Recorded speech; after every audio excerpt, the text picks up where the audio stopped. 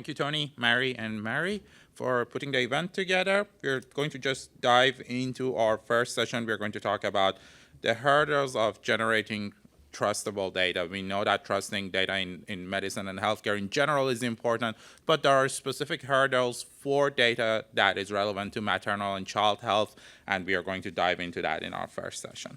Our first speaker is Kurt Langlotz, who's a professor of radiology and biomedical data science, and also a senior associate vice provost for research.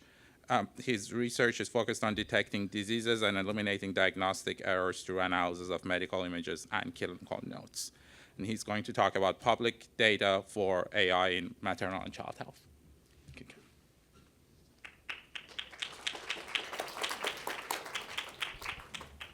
Well, thank you, Nima. It's a pleasure to be here with all of you. And I'm really excited that AI and data science is a key part of the agenda today. I think Stanford has some unique opportunities to be preeminent in this area.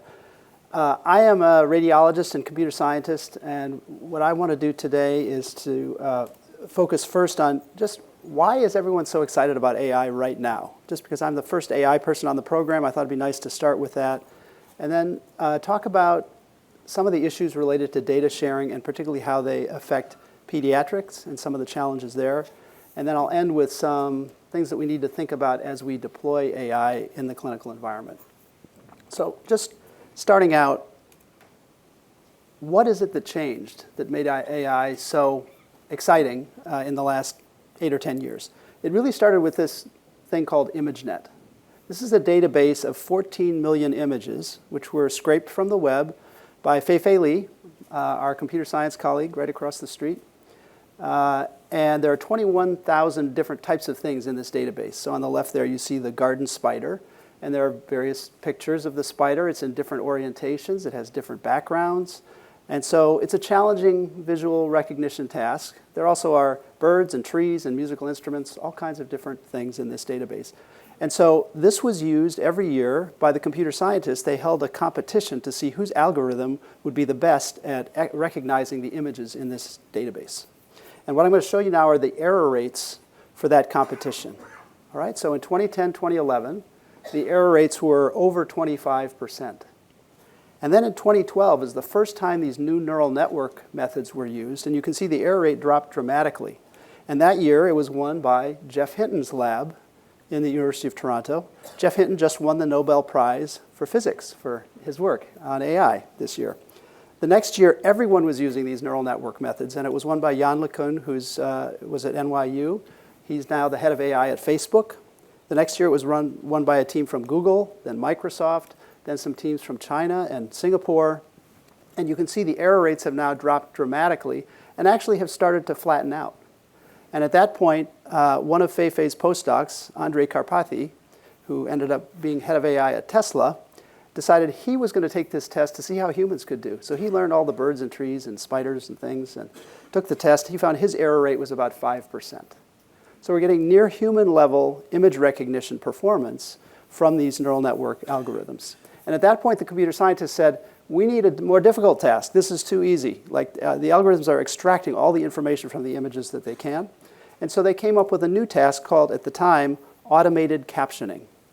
So this is a photograph of a breakfast table, and all of the boxes here and all of the text is generated automatically by AI. So a bottle of water, cup of coffee, plate of fruit. And when I saw that, I saw this image at the 50th anniversary celebration of our computer science department in 2015. I thought, that's what I do as a radiologist. I look at images, I find things, I describe them in text. And so I think everyone recognized at that point that there were incredible applications of these tools in medicine. So what are we really talking about? We're talking about machine learning. That means machine learning from data. So we feed the algorithm examples, positive and negative examples. So here we have a mammogram with a malignant lesion and a mammogram with a benign lesion. We feed those examples to the neural network. And I love this schematic of the neural network because it's got all those Greek letters. And that just means it's just math. It's a bunch of equations. And we feed the data in the left side. We get an answer out the right side. It says it's either benign or malignant.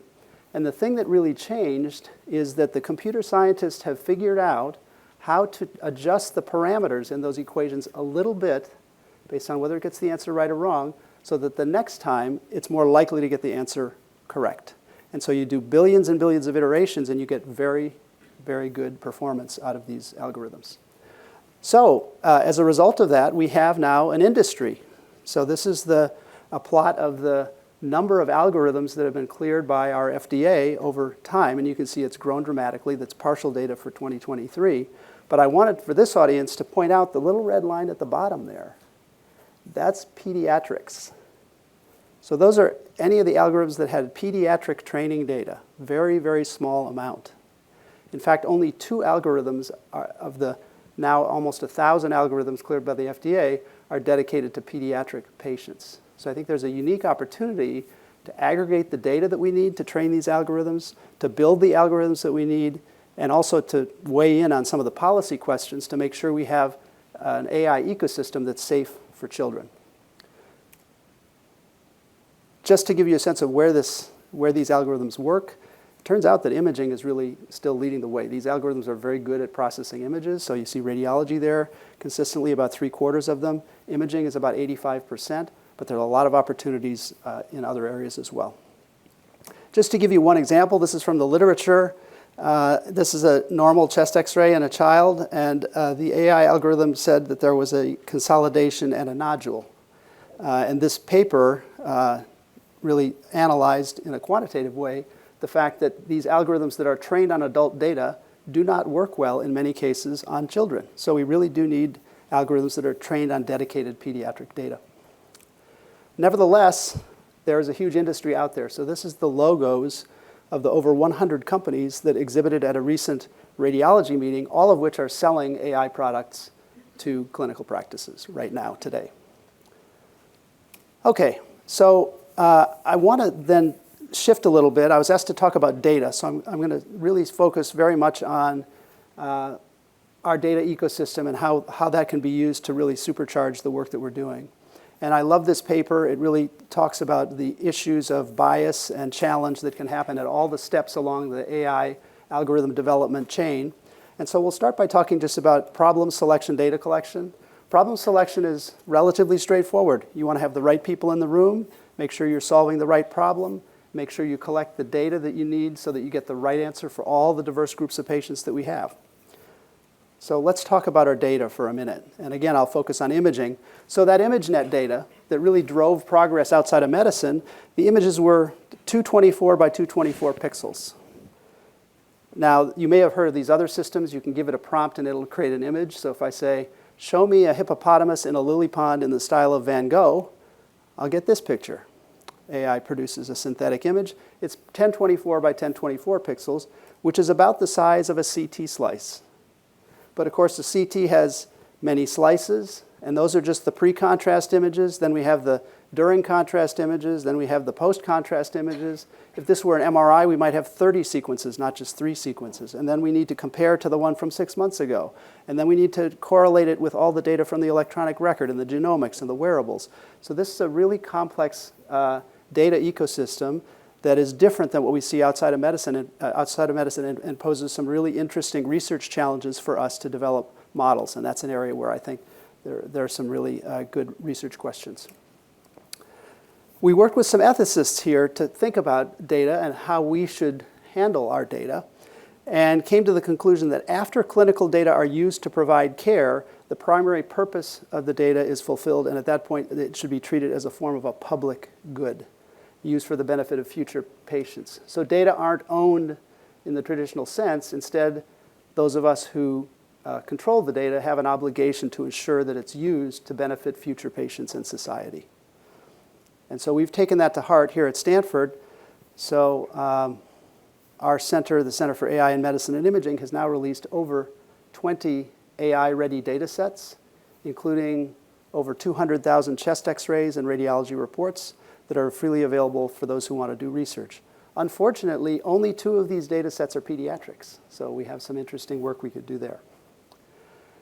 But even this is not enough. We did an analysis published in JAMA a few years ago. Where is the training data coming from for all the algorithms that are being published? And in fact, it's coming from the majority of the data comes from just 3 states. And we know that the training data relates to how it gets a right answer. So we're getting the right answer for patients in these 3 states, but maybe not for patients in Idaho or Florida or other places. So again, building these diverse cohorts, a reference was made of PedsNet, that can be a real powerful tool. I'm also fortunate to be a part of a project called the Medical Imaging and Data Resource Center. This is a national project to collect AI-ready imaging data. And we very intentionally go to places that provide a diverse data set. So as you can see, as a result of that, this is just one dimension, but the data in this data set matches the US Census. So now we have data that can allow us to get an answer that's the right answer for all the diverse groups across the country. And so they're expensive efforts, but they're really important and allow us to build robust algorithms that generalize well. So that's data collection. I do want to tell a story which relates to the problems that can happen with outcome definition and algorithm development. So this is the first algorithm we ever developed in our research center. I just want to take a minute to thank that we have over 200 affiliated faculty across 20 departments here at Stanford, all of whom are interested in these questions of how do we develop AI algorithms for decision support for clinicians. Also just want to thank the folks in my lab who are part of developing this algorithm. So this was led by David Larson here, and the application is bone age. So you take an x-ray of a child's hand who's suspected maybe of having developmental delay, and based on the cartilaginous and osseous development of the bones of the wrist and hand, you get a sense of the physiologic age of the child, and you compare that to the chronologic age to get a sense for developmental delay. The way we do that in radiology is we have this atlas here shown Grulich and Pyle, which incidentally happens to be the best-selling book in the history of Stanford University Press, because every radiologist has to buy one. And you look through this atlas and you say, oh, this is the canonical 7.5-year-old, which matches my image, therefore this child is 7.5. We thought this would be a good application for AI, and so we built an algorithm.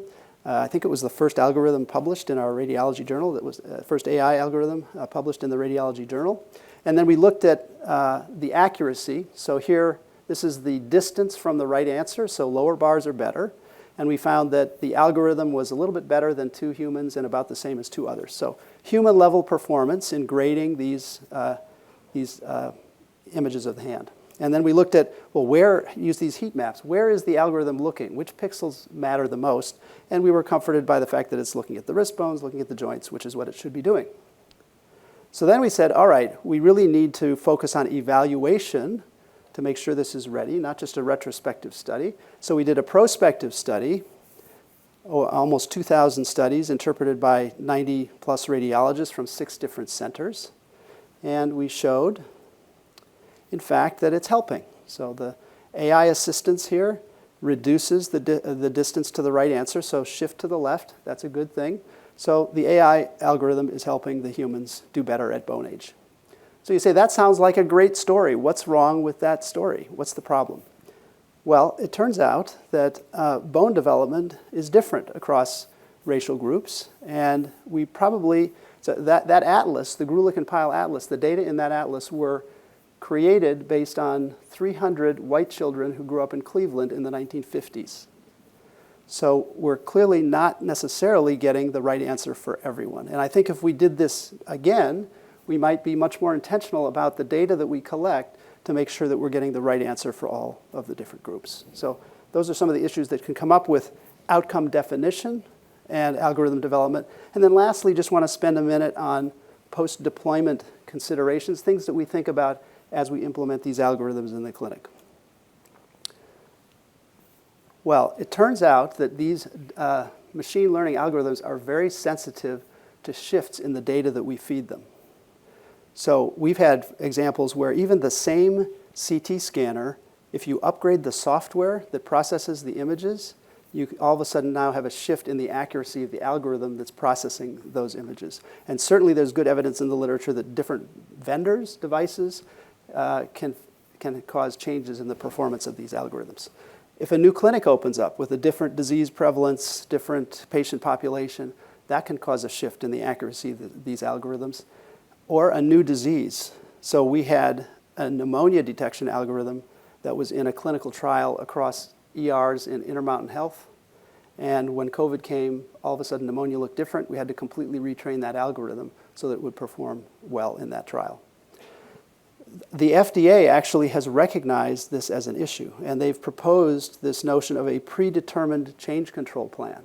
So the FDA, in the past, when you think about hardware devices, they're fixed, right? It gets approved, and the device is the same. You manufacture it in the same way, and it works the same across. You then use it in that way for all patients. These software devices, they call it software as a medical device, there's a recognition that if you want to optimize the performance for all patients, you may need to fine-tune that algorithm to the specific population to which it's applied. So you may actually need to change the device after it's approved. And so industry that want to sell these devices can come to the FDA and say, here's my device, and here's a plan for how I might need to change it in the future. And as long as I change it within these parameters, that's acceptable. And the FDA would clear the device as well as the plan. Also just want to discuss an area of research that I think is incredibly important and will be in pediatrics as well. This is an adult mammography example. So we have the 3 bars here are 3 levels of experience. So you can think of the red bar as residents, the blue bar as fellows, and the gray bar as attendings. And on the left there is when the algorithm provides the right answer, and whether this lesion is benign or malignant. And you can see the accuracy of all 3 groups is the same. On the right is when the algorithm provides the wrong answer. So the algorithm is incorrect, and you can see the younger, less experienced radiologists in this case are more affected negatively by the fact that the algorithm is incorrect. And there's also good research to show that you can do this for a while, this kind of a interaction between human and machine, and then you take the algorithm away, and the humans have actually learned the wrong way to interpret the image from the algorithm. So there's really a lot of work that needs to be done on what is the right way that those who are getting this decision support interact with the AI algorithms so that you can optimize the human-machine system. The good news is that, and this dates back, I've been studying AI since I was in grad school here, a long time ago, ancient times, but even back then, human plus machine is better than either one alone. So if we have an algorithm, let's say, that can detect nodules, the human will detect 90% of the nodules, the machine may detect 90% of the nodules, but it will be a different 90%. So the 2 of them together is, as I say, better than either one alone. And that's because the human's strengths are maybe integrating information from the rest of the record, some of those other strategic considerations. The machine is going to look at every pixel every time. It's not going to get tired. It's not going to miss something on the corner of the film. So that's why I like to say, when I'm asked, will AI replace radiologists? Maybe we should say, will AI replace pediatricians in this audience? The answer is no, but radiologists who use AI will replace radiologists who don't. And it was definitely a concern among radiologists, I would say 6 to 8 years ago. But now, after we've seen how these algorithms actually perform or don't perform, I'd say people are less concerned. But I did write that editorial to kind of try to allay those fears many years ago, which I think have dissipated quite a bit. And I would say that probably this sentiment is probably true for any physician, including pediatricians, as I say. So I think I hope I've given you a sense of kind of some of the possibilities, some of the issues with data, why we're so excited about this, and in particular, why I'm excited about what we could do here at Stanford in pediatrics with AI, these opportunities to aggregate the data, the right training data, opportunities to build the right algorithms with all the talent that we have here, and opportunities to affect the policy environment and create a safer AI ecosystem for children and mothers. With that, I thank you.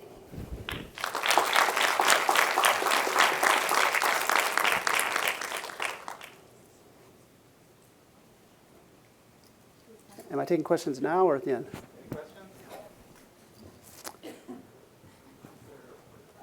So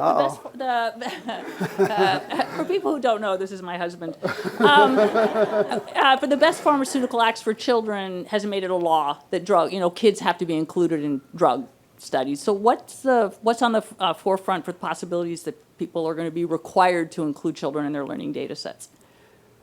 There is nothing right now. I think a law like that or a regulation like that would be useful for with respect to AI. I don't know if it would have to be a law, but I think if the FDA took that into consideration, that would be very helpful and important. Yeah. So radiology is one of the fields where AI took off first, just because Yeah. the nature of the images were super compatible Yes. with the architectures at the time. And we have a lot of digital data already there for training too. Yeah. And pediatrics, in contrast, just like any other tech that's developed, it comes to pediatrics last because of the way the market works and so on, and it's been the same thing. So what do we have in our future in pediatrics? What has worked really well in radiology that you think is in our future 3 years from now? Yeah. Well, I think you have an advantage in some ways of being not the first. So the first wave of AI in radiology was all about detection, and it turns out that putting markers on a bunch of nodules slows us down, doesn't necessarily help us. So I think that if you focus on algorithms that make you more efficient, make for higher quality care, both of those two things, you're going to build a set of algorithms, companies, an ecosystem that really, I think, works well. But I think you also always will face that issue that the pediatric market is smaller. I mean, ultimately, this is driven by industry.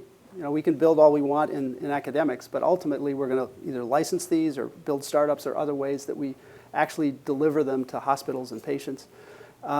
And so that is going to be a drag or a headwind. And that's why I think we need to think carefully about what policies do we need to make sure that this actually happens in pediatrics? Because I think we've left it to kind of natural forces over the last 8 years, and it really hasn't happened. You can see that by that little tiny red line at the bottom of that plot. So I think that's why places like Stanford really ought to, I think, could step up and make some of these recommendations. Kurt, wonderful talk. Question about consent and selling data, and you're putting it in the public domain. People are making money off it. Is there a change for pediatrics in terms of consent and in the future if someone's data is on there and they don't want it to be? Yeah, good. So consent is extremely important, and we need to be very careful as we manage this data that we consider the wishes of patients and keep the data private. The data that we license on that site is actually for non-commercial use only, so that's part of it. We are about to open up a commercial use program, but it's only to recover the costs of the program. So one of the other the conclusions in that article we wrote with ethicists is really, even though many institutions are out there doing this, it's really not ethical to sell the data. If you add value to it with labeling or some other thing, or you build an algorithm, that's fine, you can sell that, but the data itself is really this public trust, we think. And so that's what Stanford considers. And then we do look back at the consent forms that were used when that data was collected, and then, of course, it's all de-identified. So its use for research is permitted in that way. Yeah, thank you. Kurt, terrific talk. You mentioned the FDA approval of 1,000 different AI algorithms, and sometimes that regulatory process can be sort of the enemy of innovation, particularly in fields like pediatrics, which aren't well represented. So I wonder if you could just say maybe a few words about your perception of that process. Is it working? It's being approved as a medical device. It's not requiring kind of outcomes data, only kind of algorithm efficacy. Yeah. So love to hear your thoughts.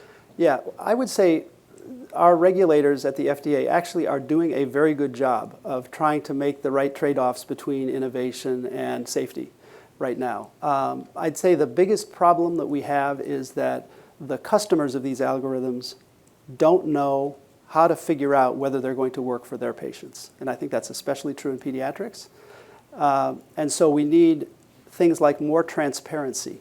So you can bring an algorithm through the FDA clearance process and not have to disclose the data on which it's trained.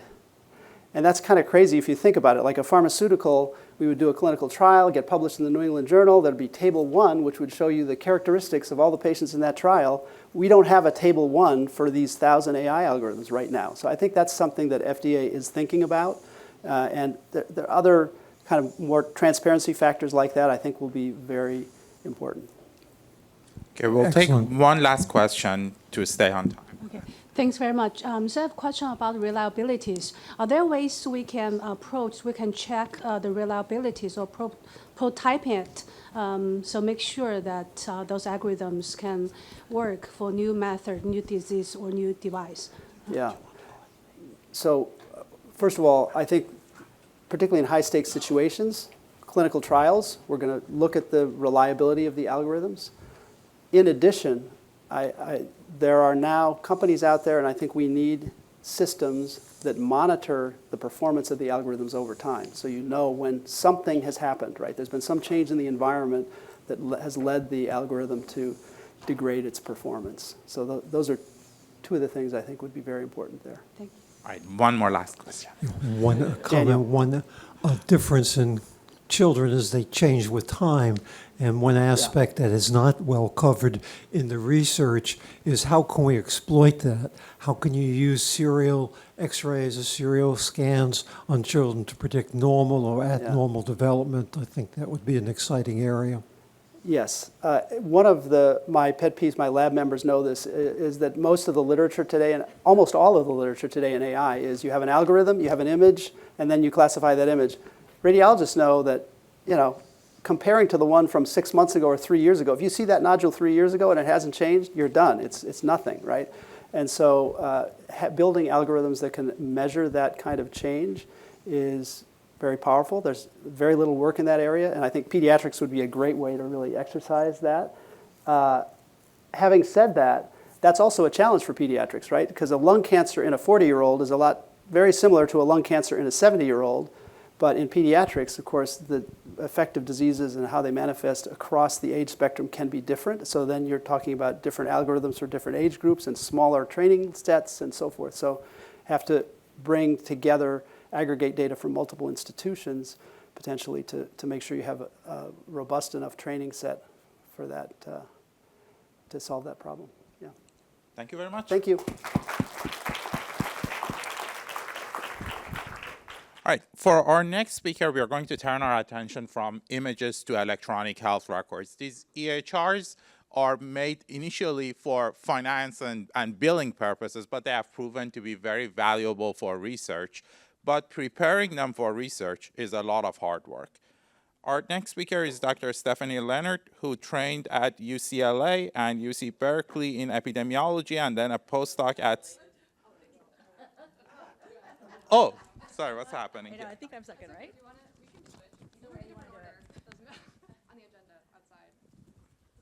I mean, if you're already up there. But I think it's... How did I get this wrong?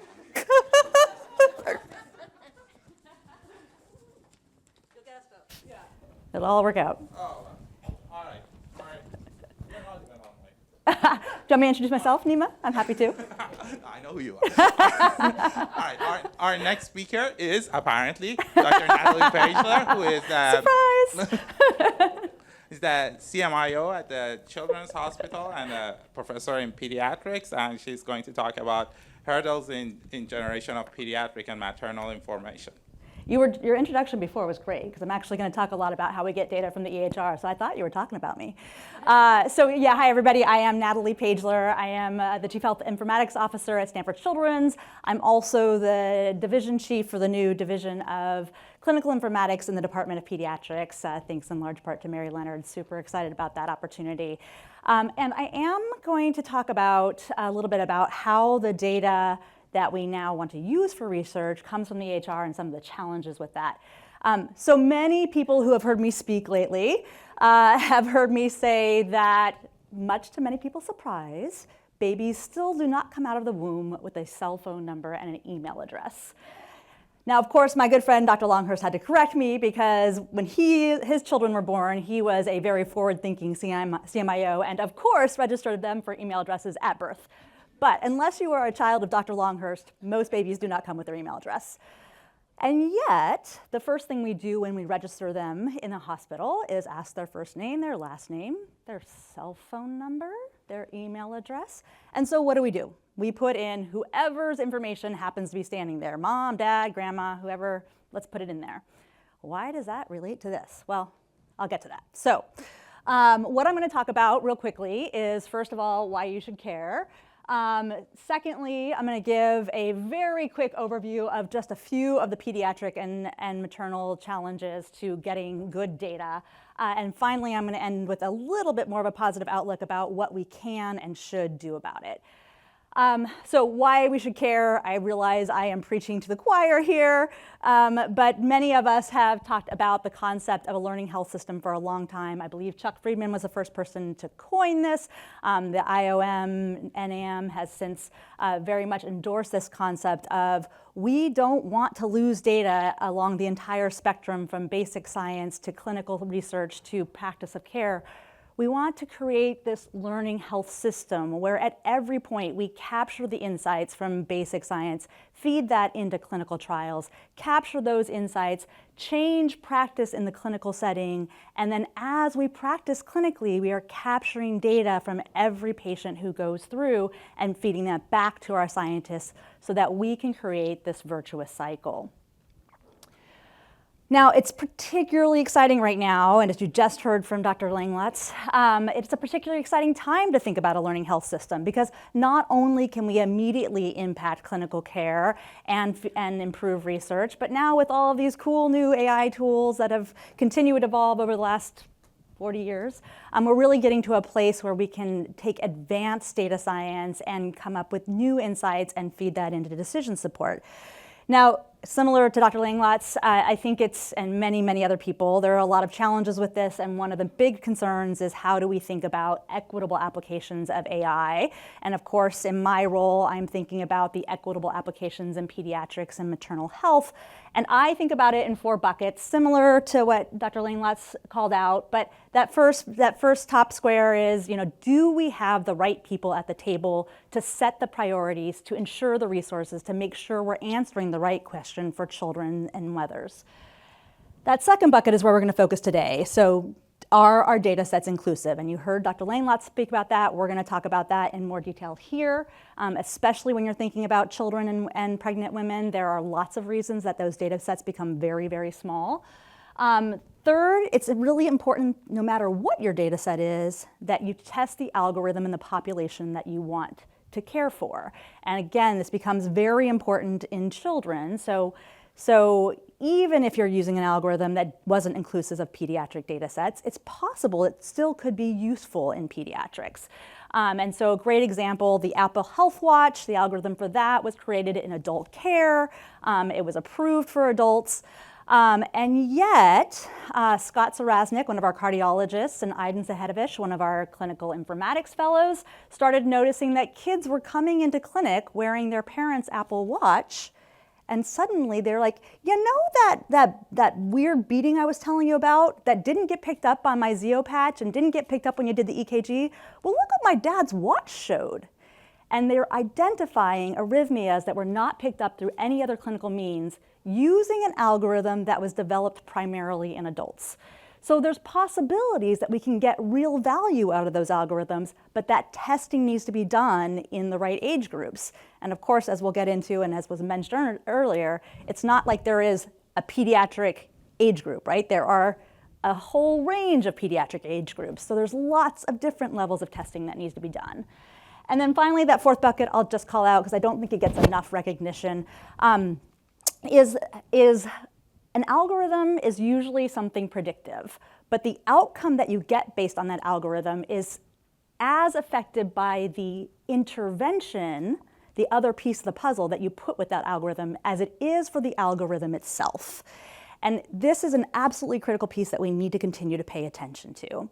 So a good example, if you create a predictive algorithm for no-shows in clinics, and that algorithm shows that a mother with more than 3 children is more likely to cancel her appointment or miss her appointment and no-show to that appointment than somebody else. There's a couple different interventions you could pair that with, right? You could say, well, hey, that busy mom who's overloaded with all of her children, she's not likely to show, so I'm just going to overbook that clinic, and that way we make sure all our slots are full, right? Great. Except that if that mother manages to make it there with her 3 children and overcome all the barriers to get there, suddenly she's sitting in a waiting room that's overpacked and getting less time from her physician and getting more disadvantaged because of what that algorithm predicted. If instead you say, hey, this is somebody who's got barriers to getting to care, it's very important that we provide the right care to that mother, and so we're going to do things like suggest a virtual visit, or suggest a clinic closer to her home, or think about childcare in the clinic. Suddenly, that same biased algorithm is doing something good and relieving disparities for that mother. So that intervention piece that we pair with these algorithms is critical. But that's a bit of a side note. We're going to go back to the data. So the problems with pediatric data. So there are lots, and we've talked about a few of them. So first of all, thankfully, children are relatively healthy.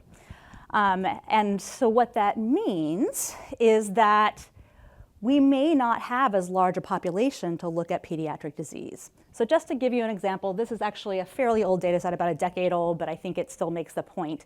If you're looking at the number of children, or the number of patients that it takes to support a cardiology clinical practice, so it's that you would need in order to support 3 full-time clinicians. If you're looking at an adult cardiology practice, you need about 70,000 people. You need to be able to reach a population of about 70,000 people to get enough adults with cardiac disease. If you want to do the same thing in pediatrics, support a pediatric cardiology practice, you need to reach 1.5 million people. So that means that our cardiology practices, our pediatric practices, are fewer and farther between, that you need to reach out to larger populations, and that you're going to have a smaller data set to work with for each of those conditions. And then, of course, as we already mentioned, the physiology of a fetus is not the same as a physiology of a 17-year-old. We all know that. So it's not even about that small data set for the child with cardiac disease. It's about the small data set for the neonate with cardiac disease, and the 5-year-old with cardiac disease, and the 18-year-old with cardiac disease. So those data sets for the development of your algorithms, for your research, for your clinical practice get smaller and smaller and smaller. So what do we need to do? And you've heard about a couple of these already, right? We need to be able to pull data from multiple different sites across the country, across the world, and we're starting to do that. PedsNet is super exciting, right? It's 11 academic pediatric hospitals, longitudinal EHR data being pulled together for the purposes of supporting research, supporting a learning health system. Dr. Keith Morrison in the audience right here has been instrumental in helping to set this up for Stanford Children's. We also at Stanford participate in Epic Cosmos. So for those of you who don't know, this is available to any site that is on Epic. Any site that's on Epic can now contribute their de-identified data to a massive research data set and then have access to that, 270 million records. So maybe this is, yay, right? We've solved our problem, plenty of pediatric data. Obviously not, or I wouldn't be talking, right? So what we're going to talk about next is a little bit of the problems with that underlying data and what we need to do to ensure that that data means what we think it means and that we can use it for meaningful care, research, algorithm development. I already mentioned the small pools of data, the representative data for different ages, but let's spend a little bit of time going through a few of these other issues. So back to my baby with his cell phone. So I said, baby doesn't have a cell phone. We register him in the health system, and we just start filling out stuff, and we get something that looks like this. Now, clearly, top doc, new child 2 is not a real patient, but it gets you the idea, and this is pretty apropos of what we see. So you see an 8-year-old, and what's his cell phone number? And what's mom's cell phone number? Interesting that both of them have the same number. Not so surprising to all of you, but it is an issue, right? Because these children are now digital natives, and we are setting up their medical record for life with this. So that means that when he becomes a teenager and we want to call him about something confidential that he's not feeling comfortable talking about his parents with, we don't know what number to call. Or even right now, if I want to call that 8-year-old, here I can kind of tell that that's mom's cell phone number. But what about that home phone number? We know that his parents are divorced. Whose home phone is that? What number am I calling? How do I reach the right person to care for this child? How do I properly engage the child and patient? The child and the family. And then it gets even more complex when you start thinking about our priorities around health equity, around social determinants of health, because not only do we put the wrong contact information in there, we say that 8-year-old speaks Spanish. Is that true? It might be true. Or he might have been born in the US and his Spanish-speaking mom is trying to make sure that he speaks really good English, so refuses to speak Spanish with him. And his English-speaking dad does most of his conversations with him, and he's perfectly English-speaking and can't speak a lick of Spanish. But we can't tell that from here. And so when you try to go do research or you try to even communicate with them, you have no idea who you're talking with, what their race, ethnicity, language data is, what the true social determinants of health are, because it's all just mixed up. And like I said, that information stays in there until they become teenagers and we set up their patient portals. And so say you're interested in doing research on how teens engage with their physicians and what kind of conversations they have and how they ask questions and what their understanding of their disease process is. And you decide, hey, I'm going to take a look at the messages in the patient portal to study that. Well, you might want to know that more than 50% of those messages aren't actually coming from the teenager. They're coming from the parent. Again, anybody with kids in here? Are you surprised that these messages are coming from the parent? Not so much, right? We know these challenges and we know that we've got a broken system that we have not set up correctly for the most part, and this is what happens. But sometimes we don't think about it as researchers when we just pull out this data, like, oh, this is teen comments to their provider. And so unless we understand this and more importantly, eventually fix it, it's really hard to draw good conclusions. So this study, incidentally, came out of, WeIP is one of our clinical informatics fellow graduates, and they created a homegrown natural language processing algorithm and were able to tell whether it was the parent or the child that you were talking with, the teen that you were talking with. Just as a quick side note, then April Leong, one of our other clinical informatics fellows, decided when GPT came along to try to apply that on top of the messages that we were already using GPT in order to help answer messages, and found that that algorithm performed even better while also answering messages. So just a quick, shining light of hope that maybe these large language models will help us with some of these questions. But those issues with right now, with the incorrectly set up portals and the incorrectly and the parents using the portals instead, leads to all kinds of challenges, including these issues with the sensitive information going to the wrong person. And that, speaking of sensitive information, is another complex challenge that we deal with in pediatric and maternal data. So there is a whole range of confidential, sensitive information that has special state protections, special legal protections around it, and it gets separated out because of these issues. The recent 21st Century Cures Act said that you can have these exceptions to sharing this information both directly with the patient or parent and between health information systems if you have the right exceptions. And so that means some of this very important information may not be making it into the data sets that we use every day. Same issues apply with maternal data, and I'd say, since Dobbs, this could be more complicated, but we want to know as researchers that connection between the mom and the baby for many reasons. But when that maternal data makes it into the patient's chart and then gets shared in the wrong way, it can lead to really awful repercussions for the mom and I'd say also the child. And so again, some of this may get segregated out, or if we're not careful of it with how we use it in large data sets, it can cause real significant problems.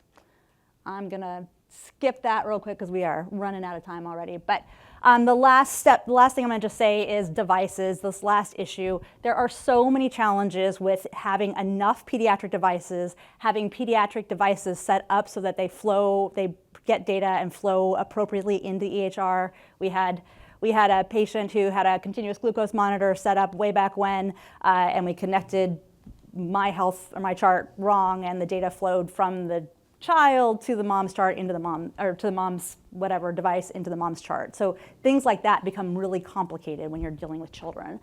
So lots of extra issues with getting device data, which then again limits our data sets that we use for research.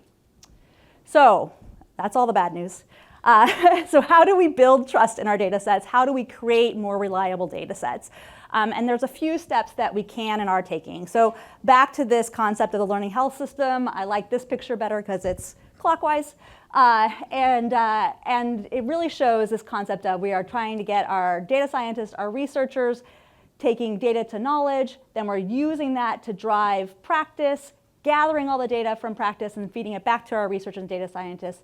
In my mind, I think of this as a relationship between the applied clinical informaticists and the data scientists. So applied clinical informatics, for those of you who don't know, this is the definition for clinical informatics physician fellowships, but it's a subspecialty of all medical specialties that transforms healthcare by analyzing, designing, implementing, and evaluating information and communication systems to improve patient care, enhance access to care, advance individual and population health outcomes, and strengthen the clinician-patient relationship. How we design our health information systems in the Centers for Care to advance practice. And so these folks, and we are lucky enough here to have had a clinical informatics fellowship for the last 10 years, are the ones who understand the details of that data and can both help shape the data and help work closely with the researchers to make sure they understand what that data actually means. And so what we've really been trying to do here is bring our data scientists closer to our applied clinical informaticists and clinicians so that we can have more meaningful data. So just to close with one small example of a way that we're making an improvement here.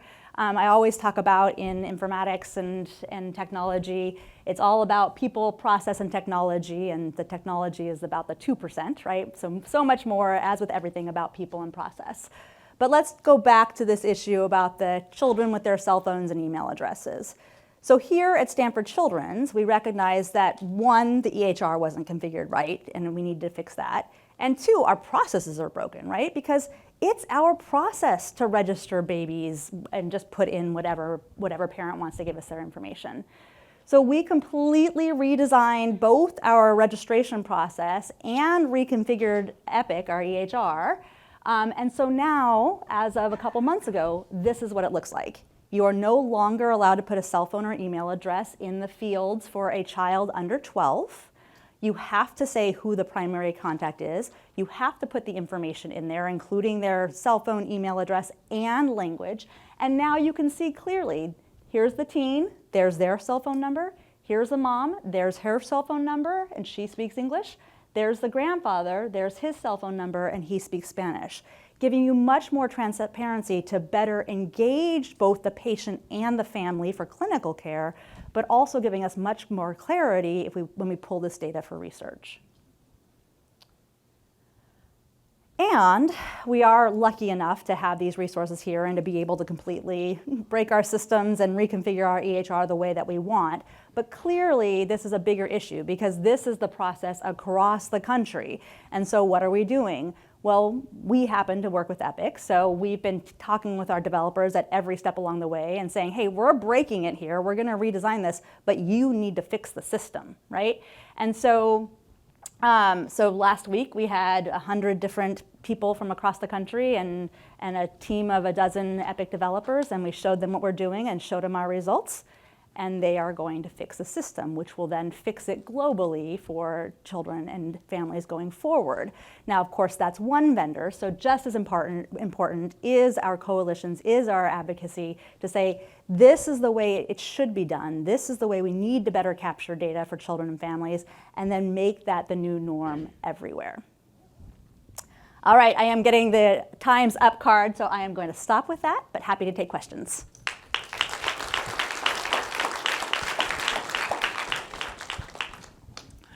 Okay, I'll ask the first question. So the Bay Area is a transitory place. People come from all over the place to here, and they don't bring their medical records with them. Yeah. And more importantly, Stanford is a referral center. patients come here from many places. How do you get the full picture for clinical care, and how can that be then translated for research, because we can't just build models for the tiny period of time that people are actually here? Yeah, there's short-term and long-term answers to that, and I have a little bit of a controversial perspective. But so the kind of short-term, near-term is we've been doing a ton of work, at least in the United States, to facilitate interoperability, and certain vendors have been better than others, but you really can. We do have quite a bit of visibility into many healthcare systems, and it should continue to get better and better, so that you can at least see that data from multiple different sites. I think there's still lots of challenges, like I talked about, especially when you start talking about sensitive data and privacy issues. And I personally think that ultimately we need to get to something that patients have more control over, and that they have all their data in one spot and can easily share that. And I think there's a few people developing some interesting paths along those lines, but it's both of those. So does the visibility that you have for clinical care translate to visibility for research? It does not. It does, and actually, I missed an important point in my talk, actually, now that you say that. So it does not, and so you would need to be able to, things like Cosmos or theoretically PedsNet might get you multiple different parts of that patient's care, but then you need to be able to match those patients and say this patient in CHOP is the same patient at Stanford Children's. And that's where those matching algorithms get really challenging. When you de-identify the data, suddenly that's not possible. And even if it's identified, those issues, we often use cell phone as one of the items in matching algorithms. So it becomes, or we name a newborn baby Johnson baby boy, right? And then they change to Jack Smith or whatever. So those matching challenges become really hard to get, really difficult to get that full picture. Thank you. John? Thanks, Natalie. That was a great overview. Obviously, with the issues around reproductive health and gender, and the patchwork of state laws on aggressive attorney generals, the need for a federal standard that protects confidentiality rather than allows discoverability is important. But the comment that I wanted to ask you about, actually, I was at a Nordic countries adolescent health meeting recently, and one of the countries has a standard whereby at age 13, everyone's portal is turned off. And at age 15, the adolescent's portal is turned on for the adolescent. Yeah. And I'm curious about strategies and whether that's actually been thought about relative to how to clean this as people become emerging adults. I think it's the exact wrong solution. And the reason I think that is because we know in pediatrics it is a continuum of care, and our job as pediatricians is to help babies mature into teens to mature into young adults. And so part of what should happen there is, especially once the child becomes a teenager, they should start learning about the healthcare system. We should be starting to train them and starting to take over more and more responsibility for their health, and their parents, analogously, should have less and less. But a 12-year-old with cancer, their parents need to know everything, and they need to be involved. And even an 18-year-old may still want their parents involved. And so we need to enable that transition and facilitate that transition, but there isn't a hard stop point. And when you turn off everything at 12 or 13, it is dramatically devastating and detrimental to healthcare for that child. So I think it's an option, but I don't think it's the right one. The more nuanced option is much harder to do, but that's what we're trying to pursue. Thank you for your overview. I've been working the last few years with the Danish Cancer Society, and the Scandinavians have solved this problem 30, 40 years ago. When you're born, you get a unique identifier, and it stays with you for every bit of your health care, from pharmacy to local doctor. Is there any consideration in America to catch up with our Scandinavian It's colleagues? interesting. Yeah, so again, pluses and minuses of all of this, and there's been lots of conversation over the years about a national patient identifier and all the administrative burden that would go with an additional unique identifier. There's a lot of conversation recently about digital identity, and the Karen Alliance in particular has really been advocating for a digital identity process that has very unique challenges in pediatrics, but I think in this day and age with all the data that we have, it's the right way to go forward. We've been having some interesting conversations with Clear and ID.me and some of these other identification platforms, and really thinking about that pediatric identity piece, which gets complicated, one, because, again, kids don't have their own bank accounts and things like that, but also when you start thinking about consent and who gets to consent and the relationship between the parent and the child. Anybody know how we establish that a person has guardianship over a child in the health system? What do you think? We've got really fancy digital records, right? And it says this person has legal responsibility. No, if you show up in clinic, we assume you haven't kidnapped the child. That's how we do it. So COVID hit, right? And suddenly everybody wasn't showing up in clinic, and it really highlighted this issue. So we've been having these complex conversations. What are the digital footprints showing that there is a legal relationship? It gets really hard for foster care, really hard for parents who lose legal rights. So these are really important conversations to have. But the short answer to your question is I don't think we're going to get to a national patient identifier in the US. I do think with this digital identity concept, we can get to something better. I mean, when you reach the other age of the spectrum, you get your Medicare card, you get a unique identifier, and nobody seems to be that concerned about it. And so if we can do it at the 65-year age, we probably should do it at birth. We probably could. I mean, we probably could and should. We probably could. I actually think the digital identification may be a better solution for multiple reasons, but we need to get to something for sure. All right. Thank you very much, Natalie. All right, thanks. All right, so that worked out great. Now we're using Natalie's introduction for Stephanie. No. All right. So Dr. Leonard did her training in epidemiology at UCLA and UC Berkeley, followed by a postdoc at Stanford, and now she's a faculty member in OBGYN. She's going to talk about advances and opportunities for preparing electronic health records for large-scale research in perinatal health. All right, thank you so much for being here today. I'm excited to talk with all of you. I'll start with disclosing that I am not related to anyone in this room, even though I will get asked that otherwise after this talk every time, so unlike our first speakers. So as Nima was saying, I'm Stephanie Leonard. I'm an assistant professor in the Dunleavy Center for Maternal Fetal Medicine, and I'm an epidemiologist by training. And I'm going to talk to you today about advances and opportunities in electronic health record data for large-scale perinatal health research. I'm going to start with just a motivating example that I'll kind of use throughout the talk, and then I'm going to highlight particularly some new observational health study designs, particularly distributed data network studies with Odyssey and centralized EHR databases, Epic Cosmos, which we had a nice short introduction about. And then I'll conclude with some of my thoughts on the potential of EHR for large-scale perinatal research. And as I said, I have no conflicts of interest, and my funding for this work is from NHLBI and the Dunleavy MFM Center. So my work right now is largely focused on the treatment of chronic hypertension during pregnancy. And for those who aren't familiar, this has been a really controversial topic about whether to treat hypertension in pregnancy as we would treat in non-pregnant adults. Until 2022, when this big multi-site clinical trial came out in the New England Journal of Medicine and showed that treatment of chronic hypertension in pregnancy to the same blood pressure threshold as used for non-pregnant adults was beneficial in largely preventing severe preeclampsia and didn't have any adverse effects on fetal growth restriction. And immediately all the clinical guidelines from ACOG and SMFM changed to what you see here. And so this was a really practice-changing effect on how people with high blood pressure are treated in pregnancy. And why do we care about chronic hypertension right now? It's been, unfortunately, steadily increasing in the US. These are recent data we reported from national commercial claims data showing a doubling in the prevalence over from 2008 to 2021, which is building off of studies from earlier time periods.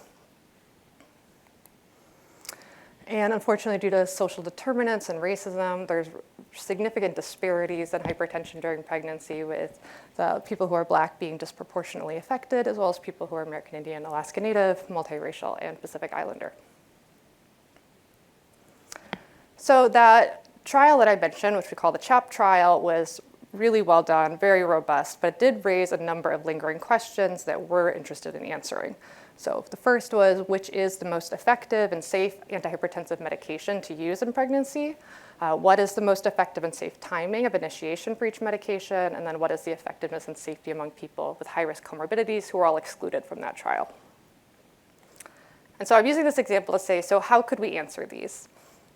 because that's the question that we kind of started with. So of course, our first thought would be we could do a randomized control trial. And we all know this is the top validity study design because we don't have any confounding. Everybody's been randomized. And I just want to emphasize, I think there's downsides to RCTs, but particularly for pregnancy, there's the two substantial ones are the feasibility. The CHAP trial was very impressive. It was a pragmatic trial of any treatment versus no treatment. They had over 70 recruitment sites. They spent 5.5 years and reached 50% of their enrollment goal with a budget of NIH from $2.7 million. So it's not something that we can just easily undertake in pregnancy, unlike some other fields of medicine. It's a little easier. And then, of course, ethical concerns for any medication trial in pregnancy are understandably high. So this is what's kind of pushing us to consider observational data studies, but these are all prone to some of the biases that we're interested in working on. So our second option, we could do a chart review of institutional data. And if you haven't ever gone to this website so STAR is what we call the EHR for research at Stanford. There's this fantastic tool that any of you can access, the cohort discovery tool, and you can use this to create a really robust cohort from Stanford EHR data and look at medical records and do a chart review. And that's great, but there's really limited sample size for something like hypertension and pregnancy, and there's obviously limited generalizability. Stanford is not generalizable to the rest of the country or the world. Our third option, which is what I usually do, is turn to administrative data. And there's a lot of strengths in this from large sample sizes and very high generalizability generally. So those two figures I showed earlier were from two different very large data sets from multiple states in the US. And that's very powerful. However, what's really lacking is some key details, particularly like vital signs. We don't know blood pressure measurements from this. We don't know lab values and things that are really important for a lot of the questions we want to ask. So a fourth option we might think to go to next would be doing a multi-site cohort of electronic health records, or EHR. And I made this schematic to show kind of how this would work in a simple frame. You know, we might have Stanford and then another healthcare site and another healthcare institution. And maybe everybody's got Epic, but everyone has it in a different structure, in a different format. And they'll cut their data for your study, and they'll send that with a data use agreement to a data coordinating center that will then work on transforming and combining all of that data. And this is pretty intensive to undertake, and the data are static, as well as there's increasingly concerns about sending your EHR data outside of your institution to another institution where you've lost control of that data. And that has really led to some of these newer real-world study design options. So I'm going to start with the Distributed Data Network Studies, or Odyssey. And so I'll go back to the same schematic that I showed earlier, but this is now a different way to approach the same set of data. If you were to do a multi-site EHR study, and also these don't even have to be EHR. It could be EHR and then registry data from Norway and then claims data from MarketScan. That doesn't matter, because then they're all converted into this common data model format called a CDM. So everything's now structured identically. And then say we're the host site, we write a standardized analysis package, and we send that code to each of those sites. Their data stays at their institution. They run our code. They get results. They send it back to us, just the results aggregated. And essentially, you do kind of a meta-analysis to combine those results. So the data haven't ever left the institution. And all of the methods are reproducible and rigorous because they've used this standardized, pre-published analytical approach. And a major leader in this work has been a collaborative called Odyssey, which stands for the Observational Health Data Science and Informatics Data Network. This was partially launched by folks at Stanford, particularly Nigam Shah, but the big leads have been out of Columbia and Johnson & Johnson. It's an international collaborative, now thousands of institutions, including academics, industry, and government. And they created their common data model, which is called OMOP. And Odyssey develops, in addition to that standard common data model, standardized analytical packages with the goal of increasing the rigor and reproducibility of observational health data research. And Stanford, as I said, has kind of been actually a leader in this work, even though I think that often people aren't aware of that. So we have a version of our EHR data for research called STAR OMOP. This schematic is just showing kind of the workflow from where the EHR is coming in from Stanford Children's and Stanford Healthcare all the way to the end user and tools that they can use to analyzing this data in cut cohorts. And there's a variety of uses, the observational health research, as well as the network studies, and even just using a study within Stanford, something that is more reproducible by other folks going forward than if you cut your own data straight out of STAR. And just to show like a little bit of flavor of how this actually works, so say I wanted to study eclampsia as an outcome of chronic hypertension. If I'm going to use maybe Stanford's data, I'm going to have that in SNOMED. If I want to use like claims data, it's an ICD code, and there's lots of different types of ways to code the same exact disease. They all get mapped to one standard code or number, and that exists for every single kind of measurement, labs, tests, surgeries, and so that's how they all get combined into a common data. And essentially, every institution that participates in Odyssey has this interface called Atlas, and this is what it looks like, and this is where you can cut your cohorts, you can do analysis. Anyone here who's part of Stanford Medicine can get access to this. It's fairly user-friendly, and it could also do more advanced analyses as well. And as I mentioned, there's also these standardized analysis packages, which are based in R. They call these Hades. They have like a whole, obviously, Greek mythology theme going on, and for whatever reason. And and there's more and more always being developed. And this also actually makes it, again, introducing more reproducibility and rigor, as well as increasing the ease of use of these very complex analytical methods that I think can otherwise be hard to implement. And one study that really inspired me, particularly to get more involved with the Odyssey work, was this study that was published in The Lancet now a few years ago, which was comparative effectiveness of antihypertensive medications in non-pregnant adults. And they used the Odyssey network, and it was very impressive what they were able to do. But one of their main takeaways was that this comprehensive framework introduces a new way of doing observational healthcare science at scale. And this was led by Mark Suchard at UCLA. And then there's also folks here from Yale and Johnson & Johnson in Columbia. And they're just finishing this for diabetes. They're doing the same exact thing. So, however, when I started to join Odyssey and get involved, I learned that everyone doing anything related to pediatrics or pregnancy was very fragmented. It has not been the focus of the collaborative overall, but they were out there and they do exist.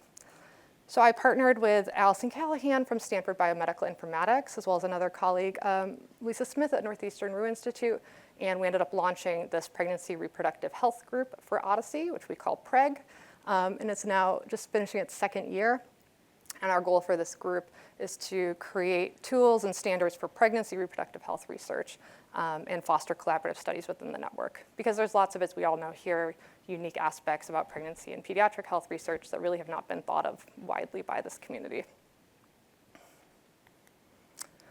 And just to show, these are a couple recent studies done by members of our team. And I think it's just really exciting to see all the work. And these are people from around the world working in this field. And we actually just had our conference. I just flew back yesterday from the annual symposium this year, and it's great. It's growing. There's so much more interest in this work from folks everywhere.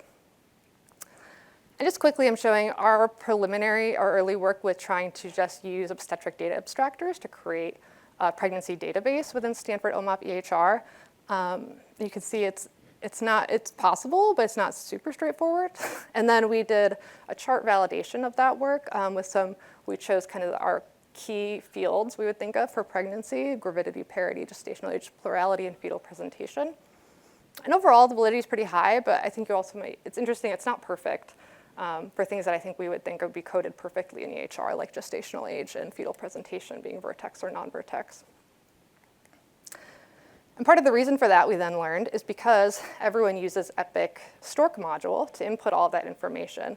And that actually does not integrate well into these common data models. And there's what we call extract, transform, and load that data onto the CDM. So this is now an effort we have underway that we've partnered with folks at Johns Hopkins and Columbia, but being led here at Stanford to try to put all that Stork data into the OMOP CDM, and then could use more widely for network studies.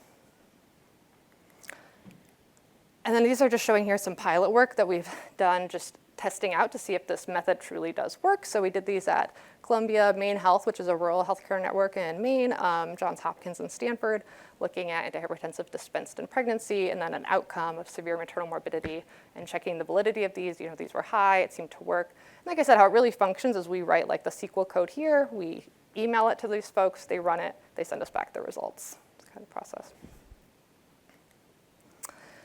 And there's also been a lot of momentum this past year in this work, which has been really exciting, with the NIH giving some substantial funding to the Odyssey perinatal work through their Improve initiative. So folks who are also maybe not familiar, last August, NIH committed $168 million over 7 years to 10 research centers in maternal health. Stanford was one of those centers, as well as a data innovation hub and an implementation science hub. So as I mentioned, we're one of the research centers, and then Johns Hopkins is this data coordinating hub, and one of their focus is building up capacity to conduct these Odyssey network studies and to help more institutions, maybe not traditional robust academic institutions, standardize their data into the CDM. All right, with that, the last part of this talk, I'm going to talk a little bit more about these centralized EHR databases, particularly Epic Cosmos. As was already shared in the last talk, so Cosmos is an effort by Epic, the EHR vendor, to create a database of institutions that opt in to share their data into this database that then they can participate and do analyses with that database. And there is a huge number of patients, records, hospitals in there. I first learned about this a couple years ago when I saw these papers coming out about COVID and pregnancy and neonatal health from a neonatologist colleague of mine, Sarah Handley at Penn. And so I actually called her and I said, like, how are you getting this data? Like, you can do this, like, I mean, it's up to like the month before, it's getting refreshed, it's robust. And so this is when Epic was just starting to try out Cosmos, and at the time was doing pilot analyses related to COVID. And I think that really propelled them to see the value of investing in research products and building on this and making it more widely available. And so Stanford joined Epic Cosmos just this past year, and there was a kickoff hackathon event in July. So this is really new. If you're interested in learning more, here's the website. I would say I think that they're, right now the effort is in scaling this up and increasing availability to Stanford researchers. And so I only recently also got access to this, and we started just doing preliminary work with it, and I thought I'd just share a little bit about it so you can get a sense of what kind of some of the challenges are and what some I see as the strengths for people studying perinatal and child health.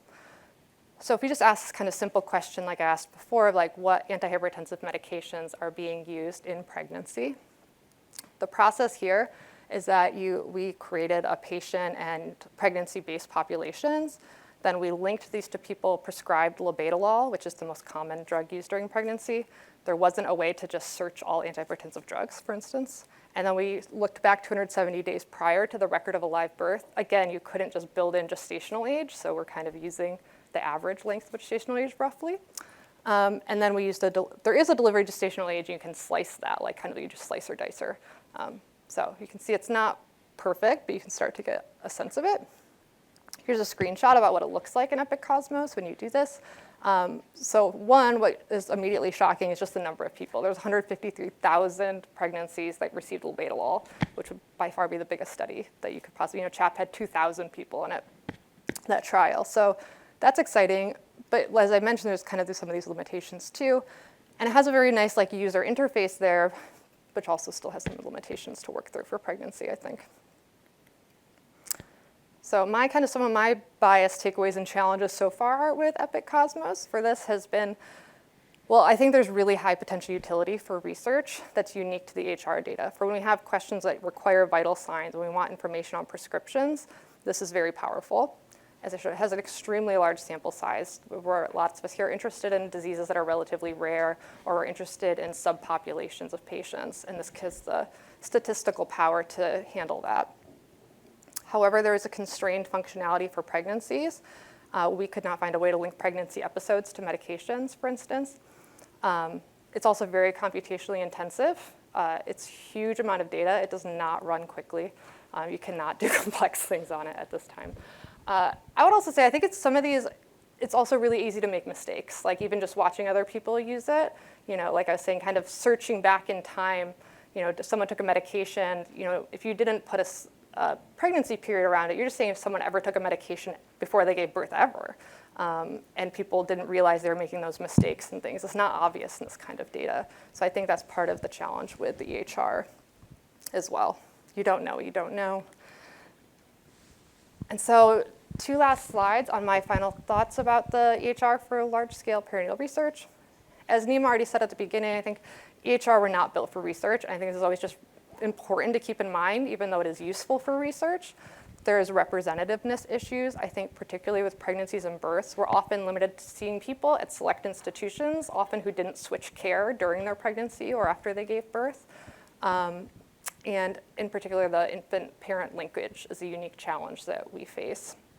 And even in these large consortiums, if you look at the lists of participating institutions, it's a selective group of people. It is not everybody in the US or all EPIC participants. I think the second big one is availability and interpretability of the data. As people here know, there's really high missingness and very poor quality of sociodemographic data and behavioral measures in EHR, because that was not the purpose of EHR. There's other concerns that vary between institutions with upcoding and whether it's managed care or fee-for-service. And as I mentioned, even fundamental perinatal clinical measures like fetal presentation at birth, which we would think would be coded correctly, have poor to fair reliability. And that's not just us, other people have published showing that as well. But on a positive note, I do think EHR has high potential for effective and impactful perinatal research. EHR networks and collaborations are newer approaches. They have much higher reproducibility and rigor than a lot of the prior methods that we've used. There's really high generalizability. This is a map from a year ago of our work group members.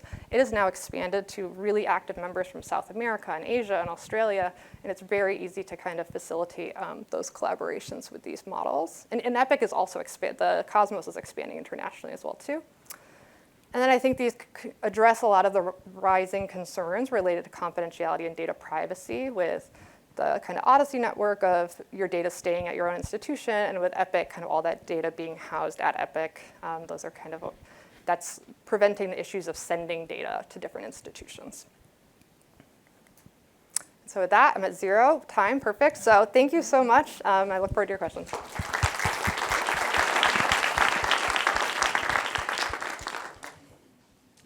So when I first started doing research on EHRs for maternal and child health, I remember we spent a ton of effort with natural language processing and so on, just to figure out when these babies were born, just to get to gestational age at delivery. Yeah. Your work obviously addresses that it will make it very easy. Are there any plans for taking the work at Odyssey and feeding it back to EPIC so they can fix it upstream as well?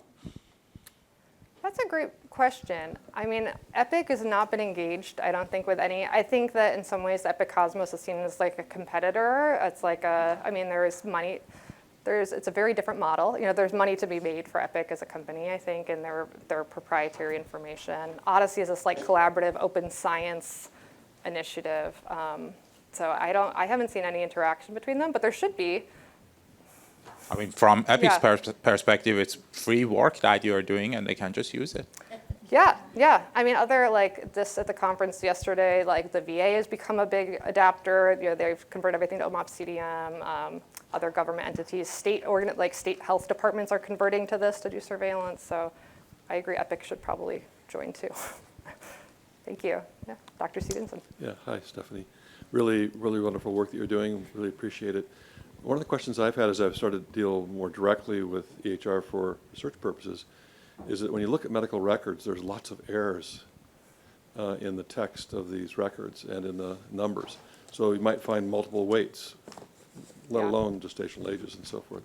How are these systems dealing with that? Do you do audits and things of that sort? Or do you have rules that help you decide which of the weights to use or which gestational age is the best? That's a great point. I would say like the work, why some of this has been kind of very slow moving are challenges like that. Like even in the Stork data in different tables, like birth weight will be different. And like which one do you trust? And so yeah, we've tried to go through carefully and try to choose which one looks the most accurate and trim it to reasonable values. But kind of like I think all data, there's only so much we can do and so much trust we should put in it. Even like gestational age, I don't think in any of these data sets you could know really to the day or something. I think there's always going to be some amount of error. And yeah, we should be aware of it. All right, thank you very much. Yeah. Thanks so much. Thank you. Right, and that's a perfect segue to our next speaker, Dr. Lillian Sung. She is a pediatric oncologist and clinician scientist at the Hospital for Sick Children, Sick Kids in Toronto. And her overall goal is to optimize supportive care for children with cancer with an aim to maximize quality of life, survival, and cost effectiveness. She's also the Canada Researcher in Pediatric Oncology Supportive Care, and her work has been recognized by various NIH institutions, the Canadian Cancer Society Research, and the Canadian Institute of Health Research. So I'd like to start by just being so grateful to be here today. It's a pleasure to speak to you. And I'm going to be talking about our work to get correct data out of our electronic health records. And this work was really inspired by the 6 months I spent at Stanford in 2019 on sabbatical with Nigam Shah. So it's lovely to be able to tell this story back to you. So we need hospital throughout our hospital for all sorts of reasons, right? We need it for regular reporting. We need it to do research and quality improvement. And we also want it for machine learning. So we need data throughout the whole institution. And before I talk a little bit about how we try to get valid data out of our EHR, I need to describe a little bit about Epic. I know you guys are on Epic too, just to set the stage. So every Epic instance, no matter where you are, has 3 main databases. The real-time data goes into a database called Chronicles, which is not a relational database. It is a hierarchical database. It's not appropriate for routine reporting. To enable reporting once a day, there's a transformation of that data to a relational database called Clarity. And that is what we are using, that's what you guys are using for a lot of our data needs. Now, the problem with Clarity is it's huge. For us, it's about 18,000 tables. So the challenge is, how do you identify the data you need correctly? The other thing I want to share with you is that at Sick Kids, where I work, we adopted Epic in 2018, and we share our Epic with another children's hospital called the Children's Hospital of Eastern Ontario in Ottawa. That's the province of Ontario. This is Toronto here, where we are, and Ottawa's up here. So that introduces some more complexities around sharing of data. So I became the chief data scientist at Sick Kids about a year ago, and these are the 3 products under my portfolio. The first is something called CEDAR, the Sick Kids Enterprise-Wide Data and Azure Repository. This is curated and validated Epic data and our predecessor EHR called KidCare. We have a transformation from that validated data source to a de-identified OMOP data source. So I'm so grateful, Stephanie, for talking a little bit about Odyssey and OMOP. And we're also using that data for machine learning for this new program that we've called Predict. So I'm going to show you how we created that data set and now how we use that data for uses across our institution. So what is the problem that we're trying to solve in terms of data when we're trying to get data out of our EHR? We want timely access to high quality data, right? That's what we want. That's what I want. We also need people who can get that data for you. So that's people who understand the data systems, who will understand Epic, and in my case, people that understand this transformed and validated data source that we created. So why is data hard to get out of Epic? I don't know if you guys have heard that. It is hard to get out of Epic.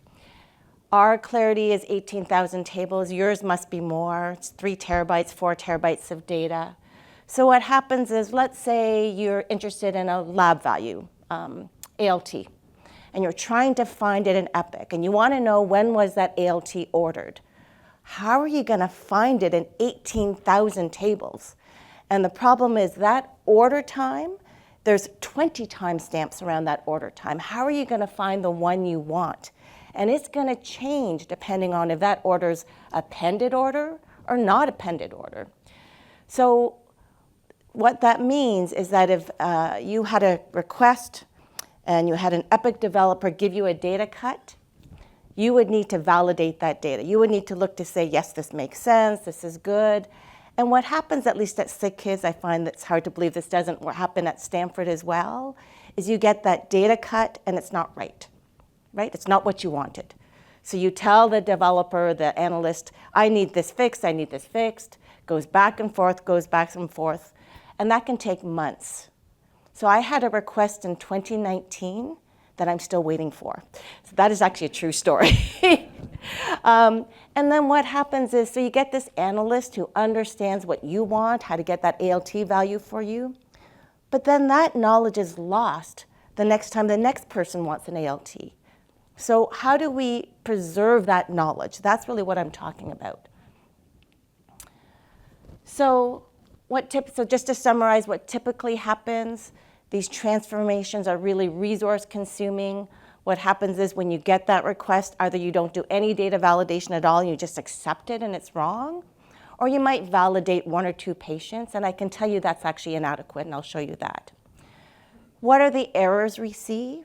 Sometimes you see the data are just wrong, right? So the time is wrong, the date's wrong. Sometimes there'll be duplications. I don't know if you guys have used OMOP, used to have lots of duplications in it. And sometimes you'll have omissions. And then you do all this work, and typically efforts are really siloed between operations and research. So they'll do this work in parallel. So what did we do? So we created this thing called the Sick Kids Enterprise-Wide Data and Azure Repository. The idea here is what we need as clinicians, as researchers, as machine learning people. There's a lot of common elements we all need, right? We probably all need a patient table. We all need labs. We all need micro. We all need encounters. So the idea is let's identify the most important tables that we are likely to need. Currently that's 18, but it'll be 20 in a couple months. It's not static. And then for us, we need to filter out that other hospitals, encounters, and patients. We have an obligation to do that. But then let's validate every column against what a user would see when they looked in Epic. Now, that's not the truth, but that's the truth according to Epic, at least. And we evaluate accuracy, completeness, and duplications. And that means is when we get this validated, curated data set, it then becomes very quick to create cohorts for people that you know are right. So here's how we did it. For every table, we started out with activities, and we randomly sampled activities. So for example, the lab table, we randomly sampled 100 lab tests, and we validated every column. So that's date, time ordered, date, time taken, date, time resulted. What was that result? Then we randomly sampled encounters and patients for duplications and omissions. And we did that until we got it right. So that took about a year, and it took a team with access to Chronicles, a team with access to Clarity, and a team who could open up Epic and look at Epic like a clinician would. And what we found, when we found errors, it was typically not that the entire column was wrong. Sometimes, but not usually. Usually what would happen is 75% were right and 25% were wrong. In other words, you had to understand the workflow to get it right? And so that's really how we corrected the data set. So we did this until we found no errors. It took us the first time 13 months. We just repeated validation last summer. It now took us 2 months. So we're getting faster and faster and faster and better. So this is just what it looks like schematically. The data Clarity lives in this joint area for Sick Kids and this other hospital, CHIO. We made a copy of Clarity. We brought it to Azure, Microsoft Azure, because there are some benefits of having this in the cloud. We update that copy every night. We then have stored procedures that run every morning. The first thing we do is we filter out those tables that we're interested in. It's about 180 tables now. We filter out the CHIO activities, encounters, and patients. So now we just have Sick Kids activities. And then the main step is we curate those tables into those 18 tables, patient, lab, micro. We are also enabling the real-time data to come into a common data store, so we will have real-time data soon. And then I'm so glad Stephanie talked about OMOP, because then we take that valid, curated data and now use that to create our OMOP data set and de-identify it. So because we already had the data right, it only took us about 2 or 3 months to create OMOP. So we launched OMOP in 2023. So how we use this is this is a system that was created almost with no money, like very, very little money. Teeny little team. We've never advertised our services. We're just trying to figure out how to do this. And since January to October, what's happened? We've fulfilled 64 requests, 12 operational, 8 QI, 44 research. We're getting really high-profile requests from our administrators who need to know information about critical hospital operations issues. We can now do these in 2 hours sometimes. And so this is actually what's happened. So for reporting, we're using this data for decision support. We're now using it for provincial and national reporting. We're obviously providing data for research. We now have OMOP available. And we're using the data for our new machine learning program called Predict. So what's happening for reporting? So we in Canada have to report our data to a national organization called CIHI, or the Canadian Institutes for Health Information. That's the basis for our administrative data. We must do it. It's how we get reimbursed. What we found is that the old pipelines before we came along were not very good. They were not transparent. It turned out they were missing things. So we used this new pipeline from CEDAR, and what we identified was 80 for 23-24, the last year, 80 additional inpatient stays, 1,200 additional ED visits, 1,200, 150 additional surgeries. That was about $1 million of revenue that we generated just by having clean and valid data. The reporting is also now more accurate. We can now report day surgeries and inpatient surgeries more appropriately. We've also now have Power BI dashboards showing antibiotic usage by service, by MRP, and a lab utilization dashboard. So those are just examples of how we're using this. So in terms of research, you can come to us. We will give you a data cut as long as it's from Epic. That's no problem. That will take days to weeks. And then we created OMOP. So we did that very easily because we had the data already organized appropriately. It gives our researchers access to all SickKids data, just as Star OMOP does. It's de-identified. What we also did is we added census data to our OMOP.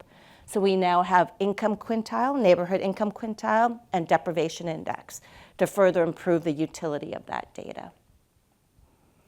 And then finally, machine learning. So I kind of started all of this thinking ultimately I wanted to do machine learning, but realized you can't do machine learning without data.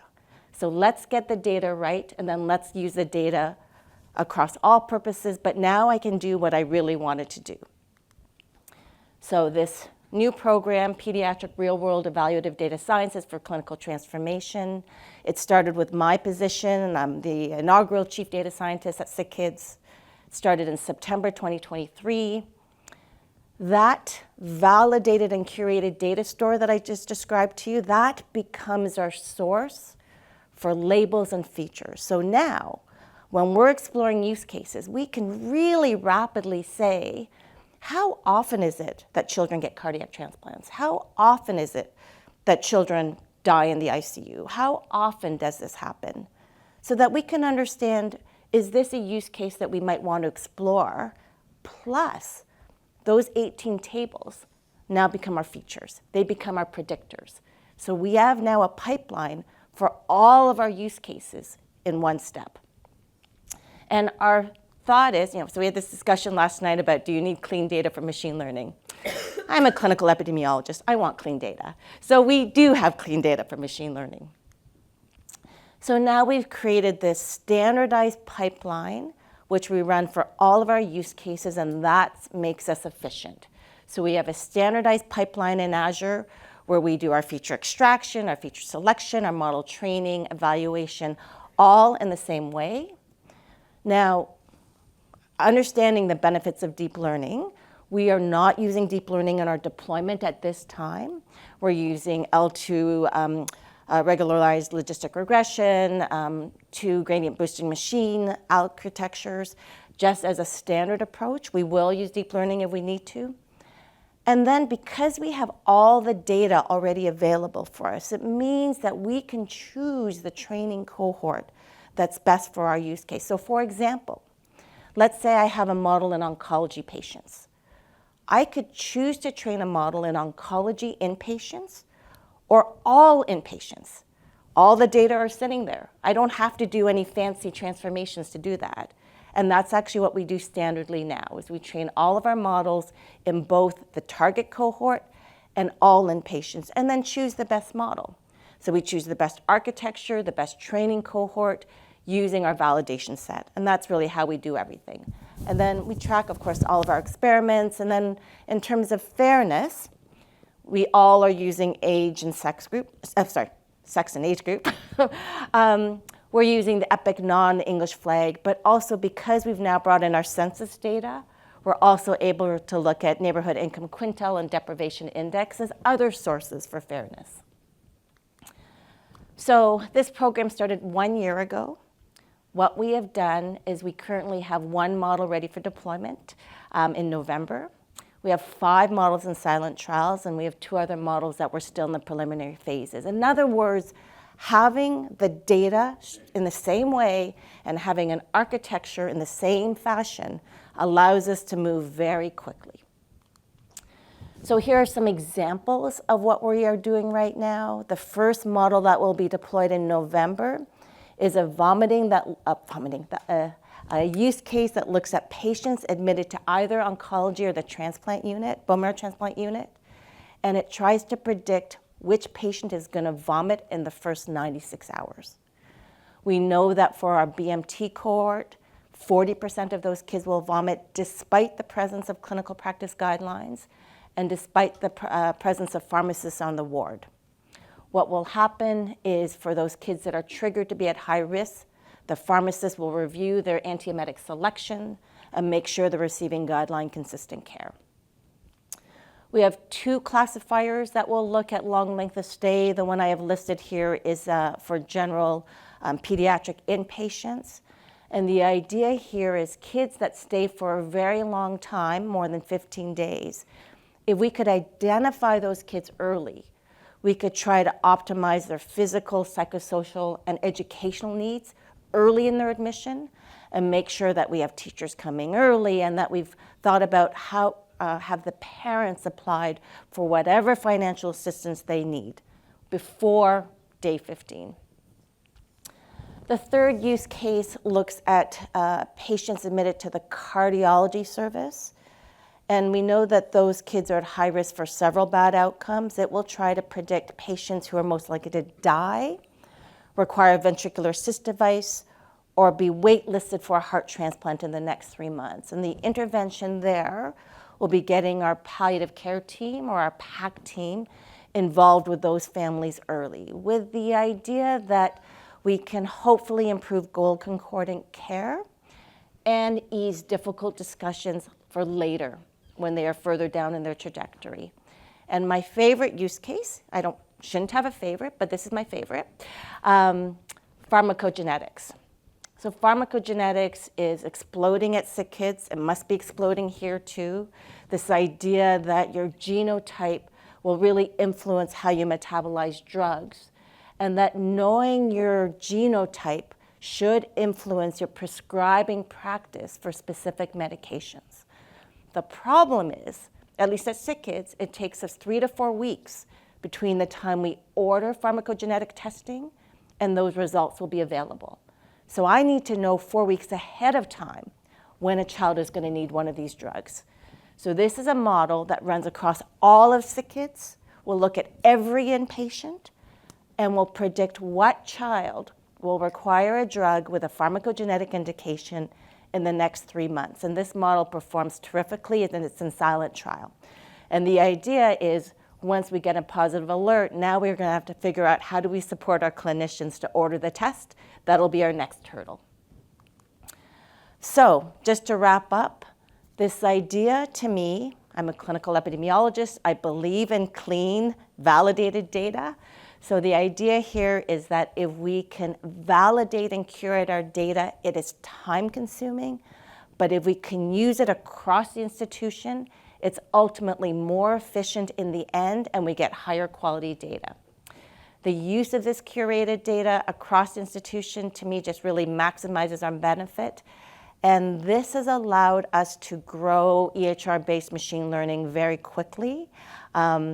And I think that's been beneficial as well. And so just big thanks to NIGM. If it wasn't for NIGM, I wouldn't be standing here giving this talk, and all the informatics leaders at SickKids, and then my own team that's helped do all this work. So thank you. And I have 26 seconds, so maybe I'll just talk a little bit. Okay, no, I don't. Okay.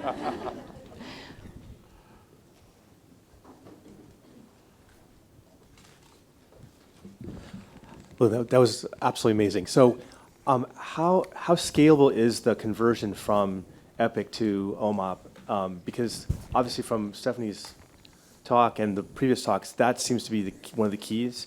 It seems like you made it sound relatively easy, but obviously there's a lot. What are some of the ways that you can actually do it faster? So I think that's actually a really great question, and says it's something that we've been thinking about it a lot. And what I should actually say too is that SickKids has allowed us to share all of our code. So we can share all of our code to anybody for free. You just have to sign saying something that you won't do something nefarious with it.